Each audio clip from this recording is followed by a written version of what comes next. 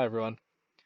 The Microsoft Defender for Endpoint integration with D3 is very valuable. It is quite comprehensive. There are almost 30 commands that are available out of the box.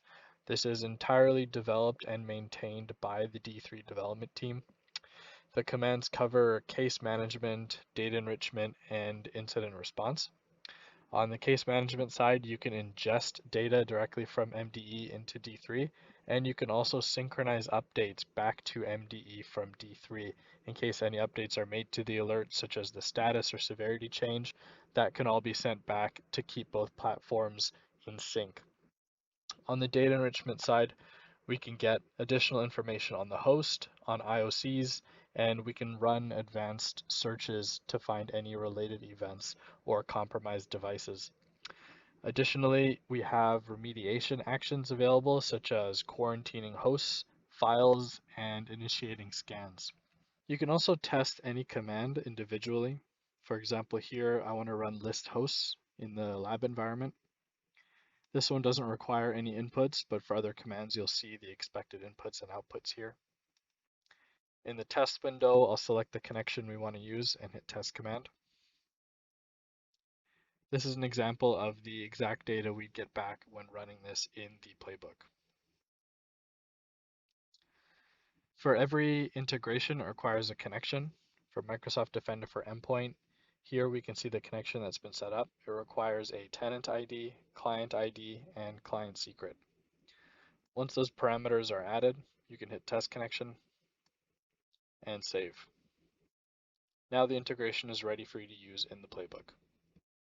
The playbook we'll be reviewing in today's demo has three main sections: enrichment, correlation, and response. Within the enrichment stage, we run 4 API calls to Defender for Endpoint, where we're extracting the active users on the machine, details on the host, actions this host has taken, and the IP addresses assigned to it. In the correlation stage, we're searching Defender for Endpoint for hosts with the same hash, and also any other alerts that have seen this file. If we do find any related hosts that may have downloaded this file, we initiate a scan on them right away. In the response stage, we tag whether or not the artifacts are malicious. If they are, it'll automatically send a request to quarantine the device to our manager, and then also allow us to update indicators of compromise directly in Defender for Endpoint. The event we'll be reviewing is a suspicious living off the land attack generated by Microsoft Defender for Endpoint. Here we can see key details from the alert extracted and summarized in the event overview. This includes the file hashes, the host, the user, and the MITRE TTPs. If we want to drill down into any of the processes that have been executed, we can always look at the raw data through the event log here. This event has been escalated into an incident, and by clicking on the number, we'll be taken to the incident overview here.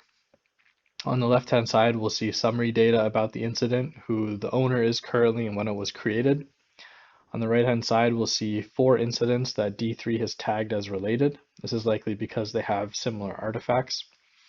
And then down below, we'll see additional data that's been compiled and presented to us by the playbook itself.